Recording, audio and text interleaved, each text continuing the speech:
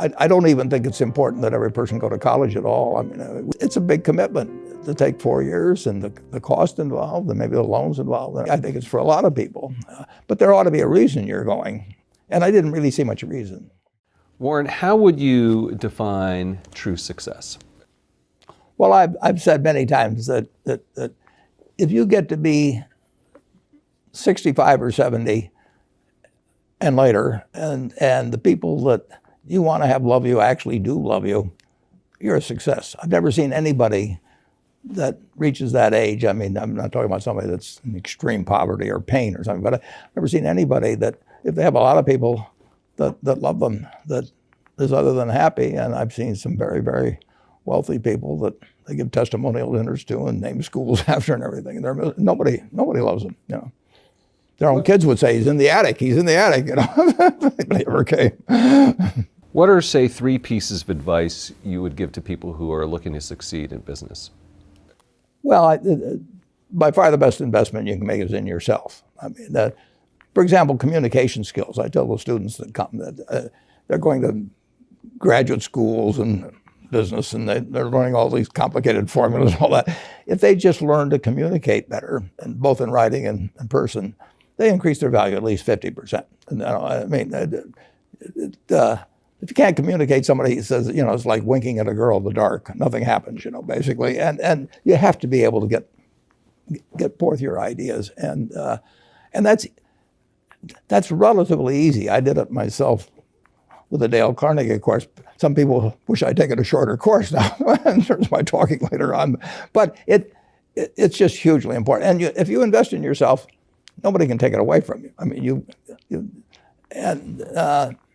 the second thing, which I'll get a certain criticism for not living it, but I do tell those students, you know, that if I gave you a car and it'd be the only car you get in the rest of your life, you take care of it like you can't believe. Any scratch, you'd fix that moment. You'd read the owner's manual. You'd keep a garage and do all these things. And you get exactly one mind and one body in this world.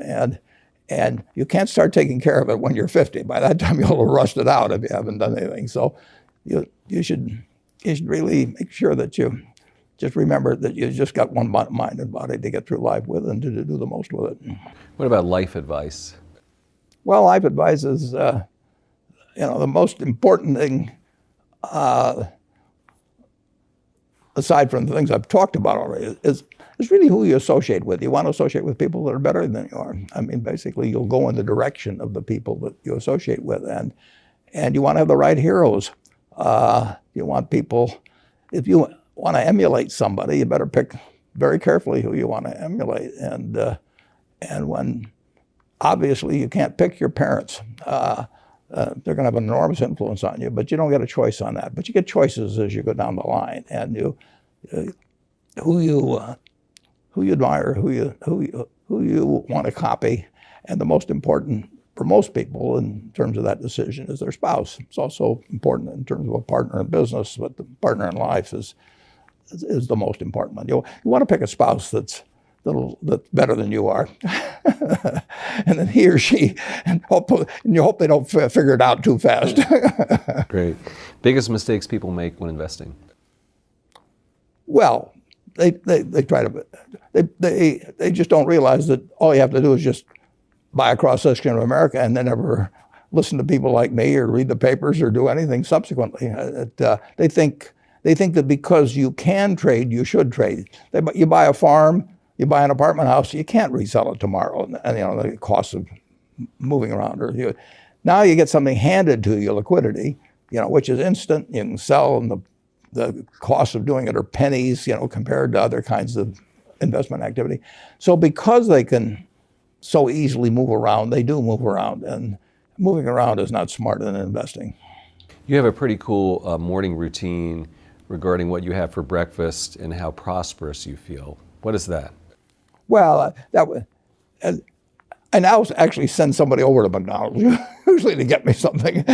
Since the publicity I got from earlier describing my habits at McDonald's, I now have somebody go in the office, but that was more for entertainment value. I actually eat exactly what I like to eat. If I liked it on my 6th birthday, at my 6th birthday party when we had hot dogs and hamburgers and Coke and ice cream with chocolate. I still like it. And I don't care about anything subsequently. That I discovered it all by the time I was 6. And if somebody offered me a deal when I was 20 and said, you're going to live 1 year longer, instead of living to 88, you'll live to 89 or whatever it may be, if you eat nothing but broccoli and Brussels sprouts and onions and all these things. I just said, I'll take the last year off. It probably won't be that good anyway. So I eat what I like to eat. I'm not venturesome in that area. I like how you lumped in onions with broccoli and Brussels sprouts. Well, Never heard that before. I just don't happen to like onions, but no, I don't put them in the same category. Okay. You and George H.W. Bush, I think. Is business school worth it? Depends on the person. Much more than it depends on the school. I mean, I wouldn't worry.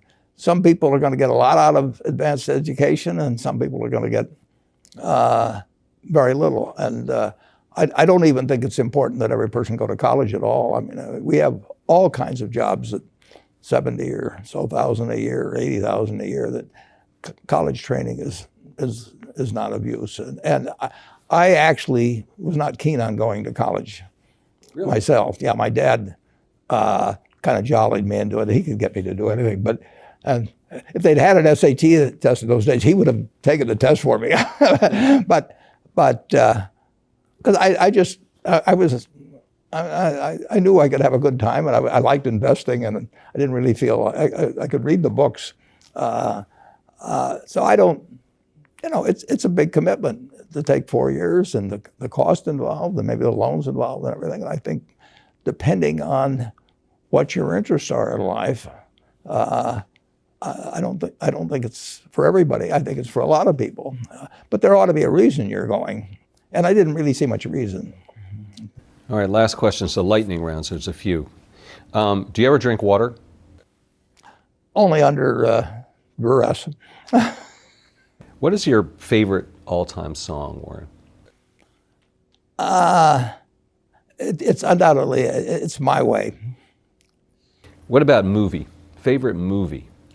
Well, I like The Bridge on the River Kwai because of there were a lot of lessons in that. Plus, it was enormously fascinating. Catchy tune, also. Pardon me? Catchy tune, also. Yeah, Right. very. Right. But the ending of that was sort of the story of life. He created the railroad, and did he really want the enemy to come in across it? Got it. Favorite book? Well, the favorite book from the book that had the most impact on my life was The Intelligent Investor by Ben Graham. I knew you were going to say that. Favorite TV show? It's probably going to be it would be Nebraska in some huge bowl game and winning. And finally, what do you carry in your wallet, and how much money do you tend to carry around? Well, I probably carry maybe $400. I actually my wife likes to use cash, so I just take home a chunk of cash every now and then she doles it out. She looks at my billfold and sees whether all the hundreds are gone. Sticks a few in there, but it's pretty simple. And credit cards? I've got an American Express card, which I got in 1964, but I pay cash 98% of the time. If I'm in a restaurant, I always pay cash. It's just easier. Warren Buffett, thanks very much.